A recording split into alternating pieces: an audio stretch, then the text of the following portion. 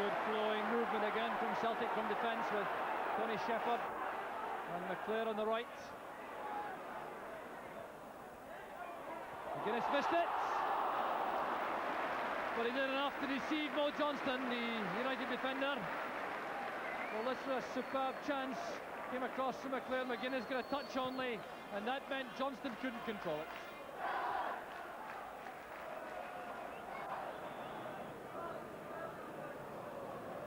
Here's McClair.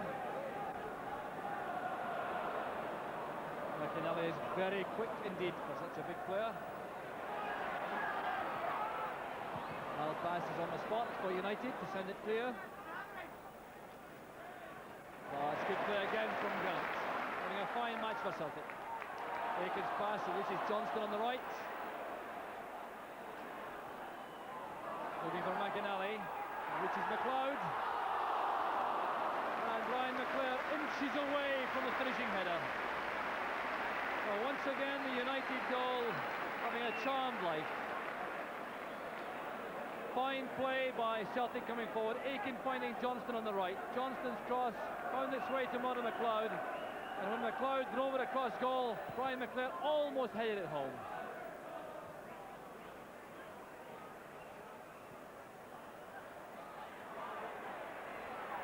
Aiken leaves it to McLeod. Bowman tackled firmly by McLeod, but got the ball forward. Johnston. Paul McStay.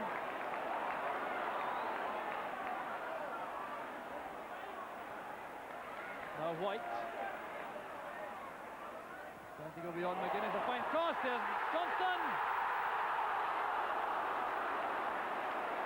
Well, how did that stay out? Oh, Johnston looks to the heavens.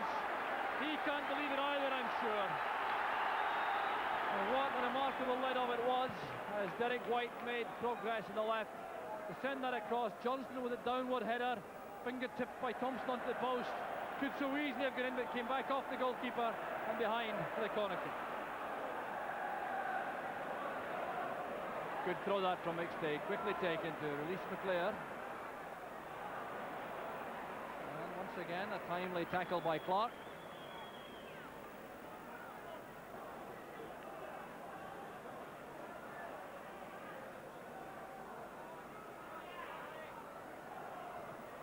McClair playing it in, there's Malpass.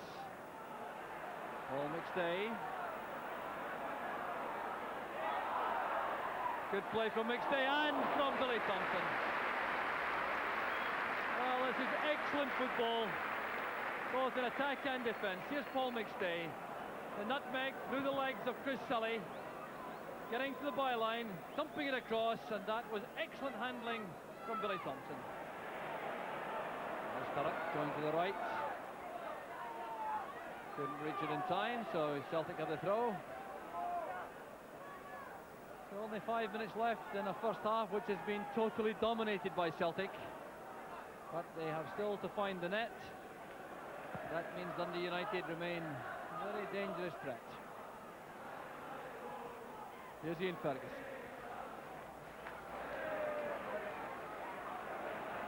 Now Sturrock. Using Bowman as a decoy, Sturrock going all the way himself. What a fine effort that was from Paul Sturrock. It almost caught out Pat Bonner. Well, you can see clearly Sturrock's intentions here as he used Bowman as a decoy, came inside his man, looked up, saw Bonner off his line, tried to chip him, and he very nearly made it. Grant again on the right for Celtic.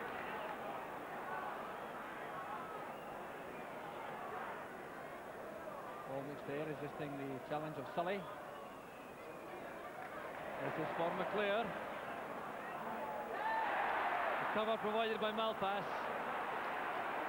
A calm, composed figure in the heart of that United defence, Maurice Malpass. Developing a fine understanding with John Clark. Very good again with a tackle to turn it out for the Celtic throw. Here's Roy Aiken. McGuinness is there. Chance for McInally. And Sully turning it back hurriedly to give the corner kick to Celtic, but Alan McInally passing up an excellent chance for Celtic.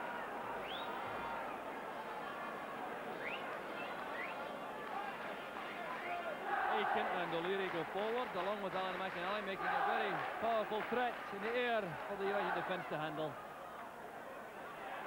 Short one though by Shepherd. Turned in by Aiken, a header by Bannon.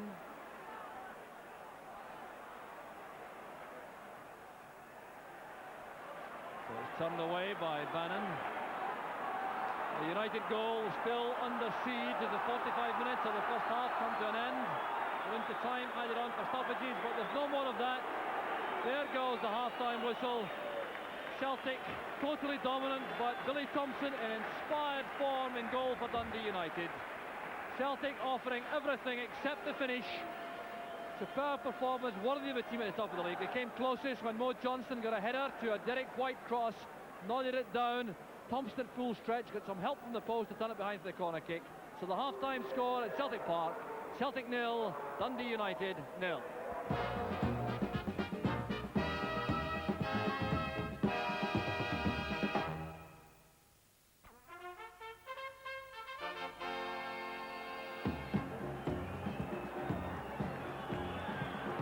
So Dundee United get the second half underway, having been under the collar for the entire match so far. And of course, getting something from this afternoon's match is very important indeed to keep the gap tight at the top of the Premier Division. Celtic providing top quality football in that first half in every aspect of play except finishing. And United, I think, will have to make one or two major changes in their setup for the second half if they're to make a real challenge. Their record, of course, against Celtic in the league is outstanding, apart from the fact that they've been 3.5 years undefeated in the league here at Celtic Park. It's more than 2 years since they lost the league game to Celtic back in October 1984. They lost at Tannadice. So Chris Sully had an impressive first half for Dundee United, a former Bournemouth player with that cultured left foot and determined attitude.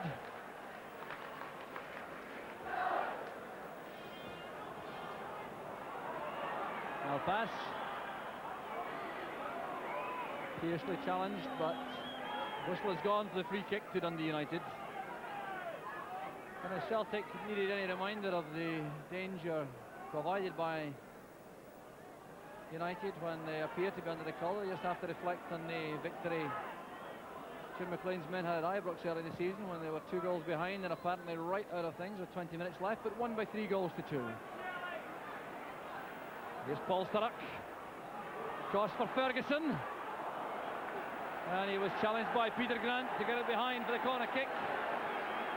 But Sturrock and Ferguson almost combining to snatch the lead for United. Up comes John Clark.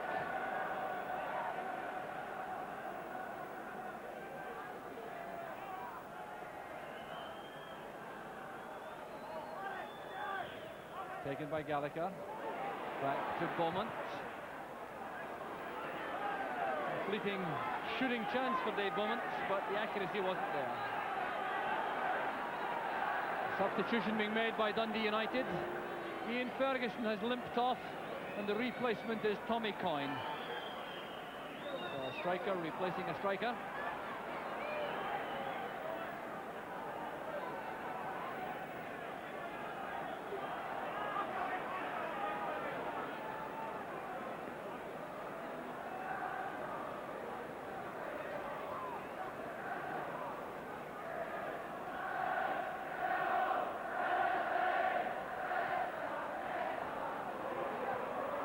Roy Aiken.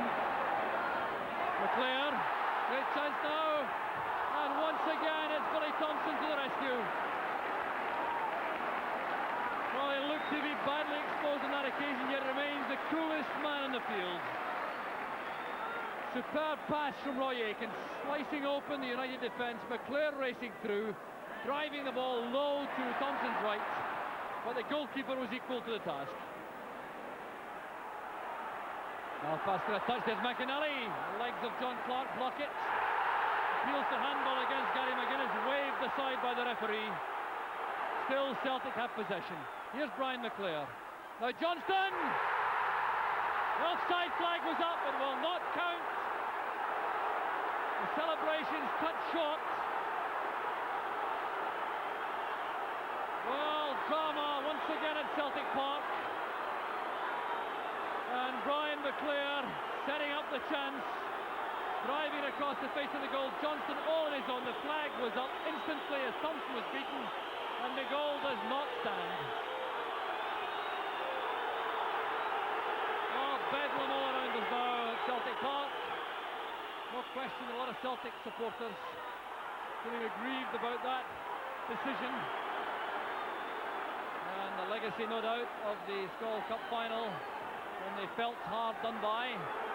The referee David Syme in the middle. But the referee on that occasion simply reacting instantly to the linesman's signal. And Johnson did appear to be very much on his own on the 6-yard line. Here's Bowman. Beaumont.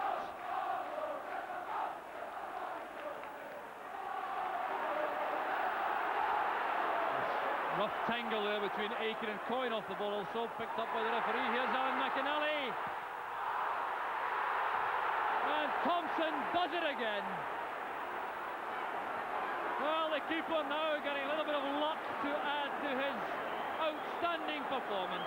The header on from Mo Johnson. There was McInally. It was blocked by Thompson, and McInally knocked the rebound wide. There's Gallagher taking on Grant for pace, and that's a bad foul by Grant. Taking out the United player as he was left for speed. The referee Syme will take action, I'm sure. Yes, it's a booking for Peter Grant. And I think you'll find in the replay that Peter Grant has no complaints at all. Well beaten by Gallagher, took the man quite blatantly. David Hay looking very thoughtful inside the Celtic dugout. Dominating the match, his team, but they still haven't found the way through. So a substitution now for Celtic. Mark McGee coming on to replace young Tony Shepherd. So Celtic increasing their attacking power with the introduction of Mark McGee. McLeod in a hurry to take the throw. Inside the last 20 minutes now, still no scoring. Celtic trying to find a way past the inspired Billy Thompson. Here's Aiken. McGee. McClair. McClair again, there's Johnston. And still it will not run for Celtic. Back in from McInally, there's Sully. White's first time shot, and that's a goal kick. Well, another fine attacking move from Celtic. Mark McGee to McClair. McClair going past Malpass, brilliantly towards the byline. There was Johnston in the near post area, playing it beyond Billy Thompson. There were no takers at the far post. Here's McInally. We're going to the last 10 minutes of the match. Here's Paul McStay. Oh, it's good play from McStay. But Thompson appears to be a magnet for all these shots as they rain on him.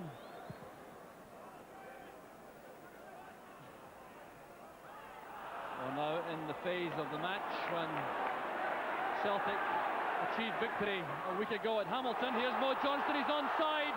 Johnston against Thompson. And Johnston does it again for Celtic.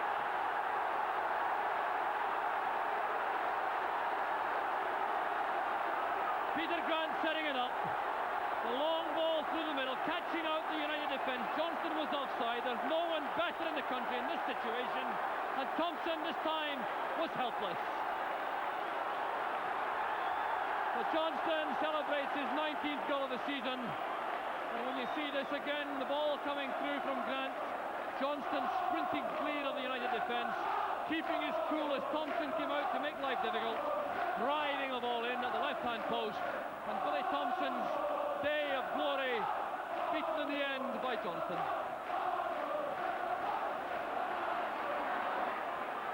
Here's Dave Bowman. Gallagher on the right. Good change of pace. Coyne on the line. Grant held it for Pat Bonner. Coyne looks hopefully towards the linesman.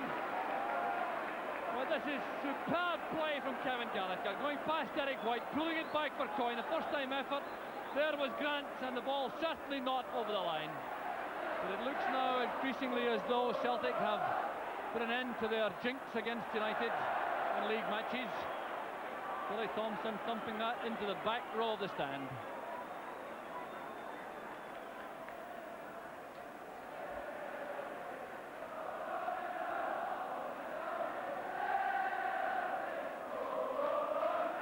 Played out by McGuinness. Johnston screening the ball at the corner flag.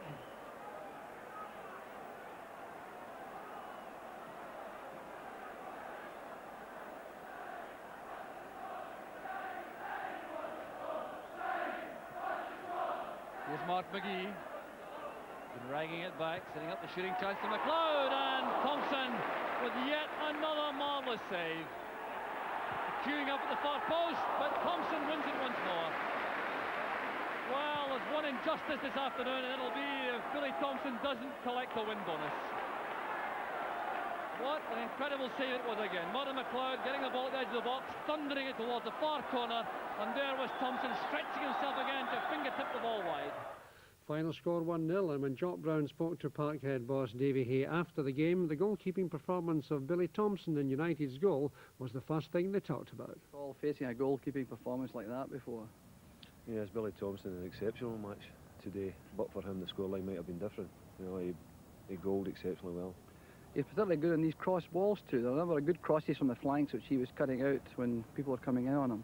Half time, I suppose we criticised our players for saying we didn't make good enough crosses, but I think that was partly due to his reading of it and cutting them out. Was there a time in the match when you became anxious? Because coming into the last 15 minutes or so at 0-0, you did face the chance of a breakaway like Rangers Motherwell last week. That's true. We felt, you know, confident before the game, but we've had the problems in beating United at Celtic Park, and it looked up with all the pressure we hadn't scored, as you said, partly due to Billy Thompson, and it was possible that we might have come away with not having the full points today. But in fairness to the players, they kept playing away and most stuck the ball in. The other aspect was the improvement, I think, from last week's performance at Hamilton. How do you account for that? It was probably coming back from Europe. You know, you've always got some sort of reaction to playing in Europe, and the fact that probably we're going to Hamilton expected to win, we didn't play as well as we can do, but nevertheless we picked up the 2 points. But the performance today was far better. And of course the goal from Mo Johnston, the people here of course very keen to see him stay on to a new contract. It's the unfortunate thing about that, at least somebody else this week, because it's 10 grand onto the contract. But apart from Mo, there's other players with Celtic whose contracts are up. It's a bit early doors, and I'm sure we'll be able to keep the rest of them here. But what surprises me, it seems that Celtic's the only team that's got players with their contracts up. You want to check it with some of the other teams, because I'm sure we'll keep ours, where other teams might lose theirs.